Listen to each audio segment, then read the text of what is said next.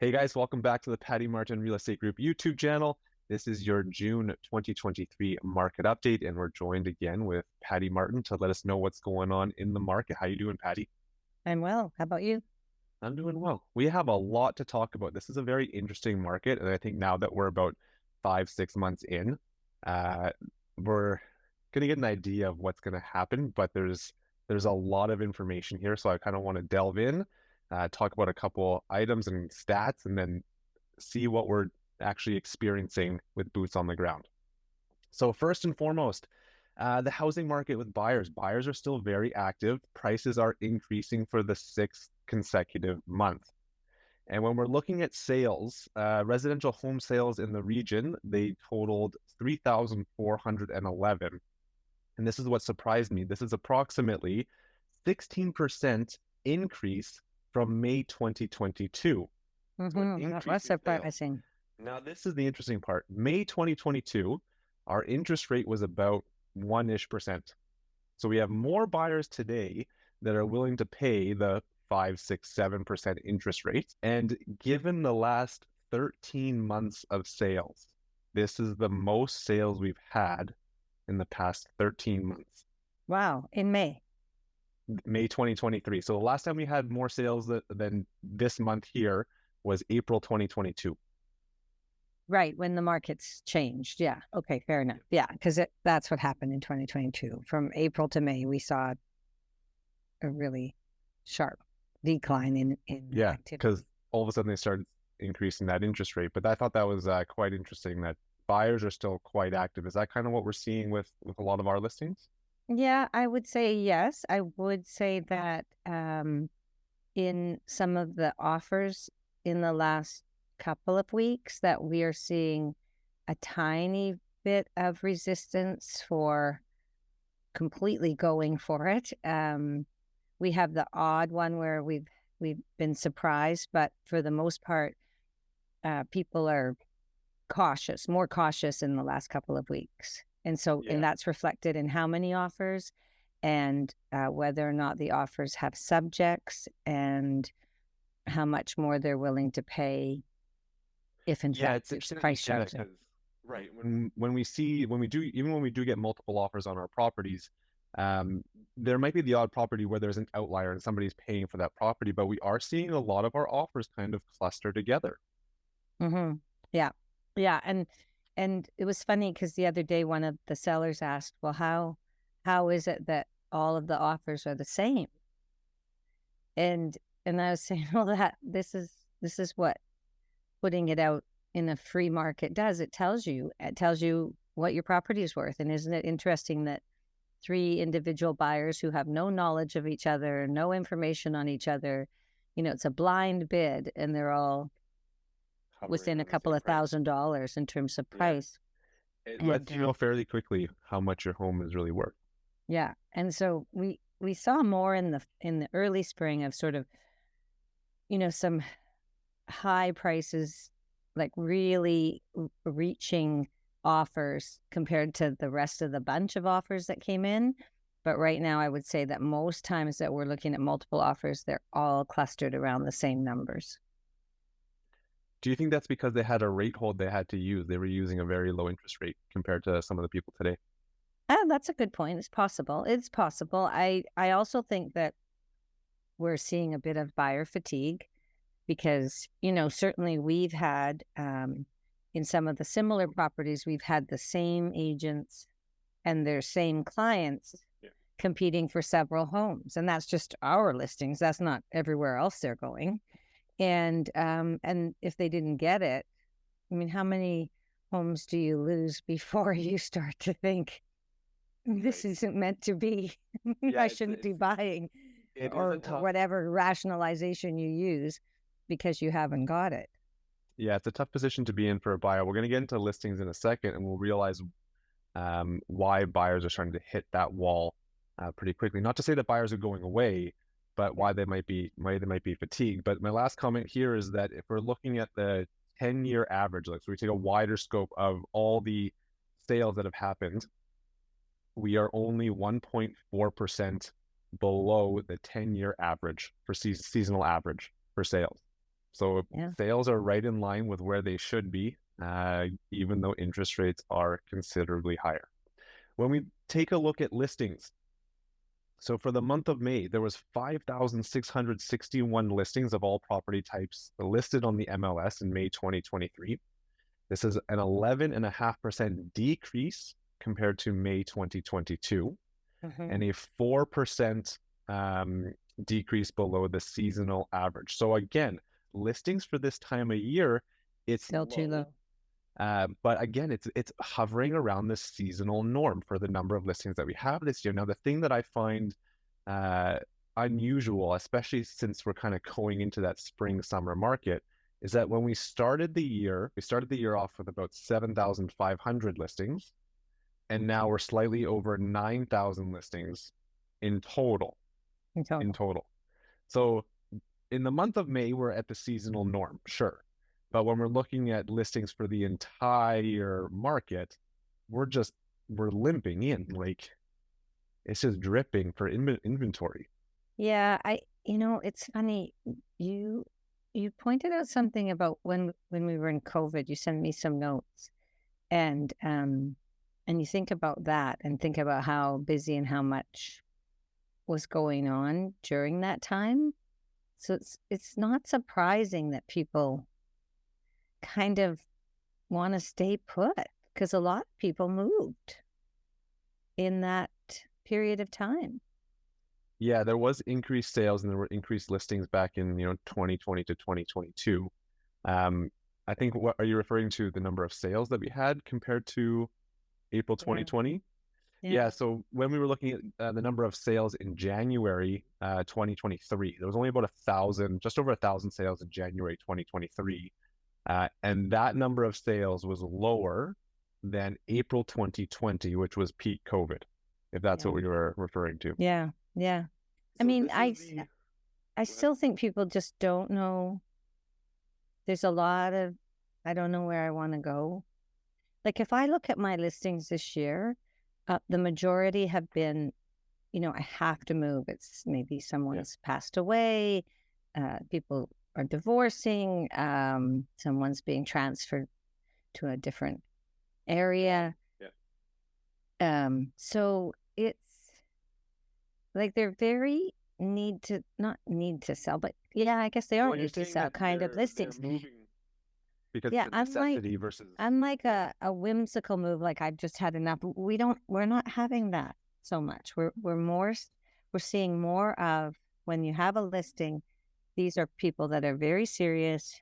They've got a plan, and it's very structured. It's not fluid, like, well, we'll sell and we'll think about where we're going. No, they know where they're going, they know why, and there's a specific reason for them to be on the market. And that's somewhat unusual, because we often have more whimsical, I'd like to do this. I can't, like, I'm trying to think of the last 5 to 10 listings, and all of them are pretty specific reasons. Yeah, when I look back at some of my clients that want to make that move up, or I want to get into that house with a rental suite or something along those lines, again, it's a want, right? They don't need to make that move. They're happy to stay put where they are. And they're not quite finding it. Price point is one, competition is a second, interest rate is a third, but the want is still there, right? So again, I think a lot of the buyers that we're seeing are serious buyers, but it's that want to move into something else. And then, as you're saying, our sellers are motivated because there's a circumstance that they're under. Right. Otherwise, they're not motivated at all. Right. Just to reiterate, the total numbers of homes currently listed on the MLS is just under 9,300, so a 10% decrease from May 2022. Now, this is the staggering number. It's 21% below the 10-year seasonal average. Wow. So our listings at this time of year is 21% below normal. And I would agree with that. 100%. Yeah, the thing that's gonna, because you can see it, right? You can see it. Like, how else do you put a house on the market and you get 20 to 30 individuals coming through it in 3 days? Yeah, you don't. Well, the other the other contributing factor to that is Canada has, no, this is Canada wide, not just Vancouver, but they've already let in about 100,000 permanent residents in the first 5 months of the year. So there's a big buyer pool. Those permanent residents, they can buy right away if they're able to. Um, we just don't have the housing for them. No. We don't have the new housing for them. We don't have people that are listing, and there's a big chunk of buyers right there. But we have to talk about kind of what's going to happen in the market in the next few months. So 2 days ago, the Bank of Canada came out and said, I anticipated this. Some people said they were going to hold again, but they're up another 0.25. Right. What do you think? And last night, Patti? well, last night someone used the excuse it interrupted what they were doing. I don't know that I believe that, but it for this You'll never particular know. instance, but it eventually will impact some people, and you know, they're talking about it all the time. Like somebody's mortgage payments is going to change, and how is that going to affect them? And there are people with a mortgage rate of, you know, under 2%. And if suddenly your mortgage rate is considerably more and your payment is doubling, at some You're point, probably not moving. Yeah, you're probably not listing. at some point, people are moving. Yeah. Going to have to. Not everyone. People sometimes buckle down, revise their budgets, whatever. It's not everybody. It's not the world. The sky isn't falling, but there are going to be some people that simply can't do it. Yeah, it'll be interesting. I see the 0.25 increase, and I don't really think it's going to make a significant impact in the market. I think buyers right now, there's a lot of buyers right now that will simply continue to buy, and that's fine. I don't think that 0.25 is going to make that much of a difference in their monthly. When I'm looking at these numbers, so when I look at sales to active listing ratios, now we know that it's a seller's market. Whenever you're above 20 21 percent or so, 21. Yeah.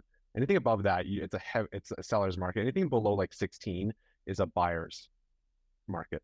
So right now, when we have sales to active listing ratios for May, in general, so across all property types, it's 38.4%. Mm-hmm. If we're looking at busting by the property type, it's 28% for detached homes. Now, this is the segment of the market where I'm like, this is where most people can actually afford, and this is where a lot of the families are moving into. It's 45% for townhomes and 45.5% for condos. Wow. So if you want an indication of where the market's going to go, that is your indication right there that I think prices will increase, even though the interest rate just went up 0.25. Yeah. Well, the only proviso to that is, you know, it is summer and the rate changed and people are burning out and, you know, we get distracted. So there's a possibility things cool down for the next 2 months. It hasn't happened yet, but it could. Yeah, I wonder if the spring market is kind of getting pushed further into summer, or if it's going to be like it has been for the past number of years, where like August is usually my slowest month that people go away on holidays. So typically August, for whatever reason, has always been a little bit slower. I wonder if we're going to see that. I think if interest rates go up again, or there's a huge rush to market, then you're going to see a big slowdown in activity. Mm-hmm. Yeah, I agree. Average days on market is only 9 days on market for the past month. So 4 months ago, when at the beginning of the year, the average days on market was 30, right? It was doom and gloom kind of November, January, February, and then there was optimism and buyers started buying again. But now in 2016 and 2017, this was a very hot year. It was like the heyday of real estate, red hot market. Only 1 month was 9 days on market, and every other month was above that. And it's interesting, but some of it is how we've trained the buyers. So I was on a Zoom call today with, 12 realtors from the Lower Mainland that I lead a group once a month, and we just discuss what's going on. And they all said that buyers, instead of making appointments now, come through on the sort of open house or open times in a 2-day period. And it was interesting because it was like they don't even bother coming before that time. Mm. And so it's very efficient. Like it's very efficient for us, it's very efficient for the seller because the seller, tidies up and prepares the house and we're there for 3 hours and bring 30 or 40 people through. How great is that? I mean, we used to, if in a normal market, you're showing the house 2 times a week Yeah. for 4 months. And then Well, you're getting the talk same more amount of about people that. through. You're getting the same amount of people through, but in a far less efficient time. Talk more about that because I think right now sellers are still in the state of it's almost a dreamland because for so many years the process has been list on a Monday or Tuesday, open house Saturday, Sunday, take offers on Monday or Tuesday, you're done in like 7 to 10 days. That's not normal. Like it is not No. normal to Well, sell a house in a week. we don't know. I guess we could have a new normal. I don't know. Like time will tell, right? I'd like to be open-minded about that because I don't know. I mean, maybe that just works better because it's a faster paced world and people are just more interested in doing things that way. Like maybe they're just on it. I don't know. My belief is that you're correct, that it will change, that all we need is an abundance of inventory, a normal level of inventory. Yeah. And then we'll be right back to 2 to 3 showings a week, for a couple of months. I think that's a lot of information there for our audience to digest. Is there anything else you'd like to add? Predictions about the next couple months? Any insights that you'd like to share? Okay. Well, it's surprising to me right now, given even how nice it is weather-wise, what kind of activity level we have. Normally, this would be a time where people would say, okay, this is so great. I'm going to go outside. I'm tired of looking at houses. Their focus changes. And that hasn't happened yet. As I said, I see signs that there's a bit of a waning in terms of the level of commitment buyers have to competing and pushing the market. So that's always the first signs that things are going to change. We'll see. There's definitely more, there's more inventory coming and going than there was. So even though at the end of the month, there's only this many houses for sale, there seems to have been a fair amount of inventory coming in and out. Do you think More that's just the so, market absorbing that inventory? yeah, more so than there was a couple of months ago. Like just driving around, like look at signs that are popping up. Yeah. So, I mean, it's not lasting yet, but there's definitely a bit more release of options. People have a few more options. Again, it's still being absorbed very quickly. All right, I think that's a good spot to end. If you want to get a hold of us, we have our contact information in the description below. We are always interested to talk about you and your situation, whether you're buying or selling, because we want to help you make a confident decision in any real estate market, and we'll help you achieve your goals any way we can. So thank you very much for watching, and tune in next month when we talk about the July market update. Thanks, Adam. Bye, guys.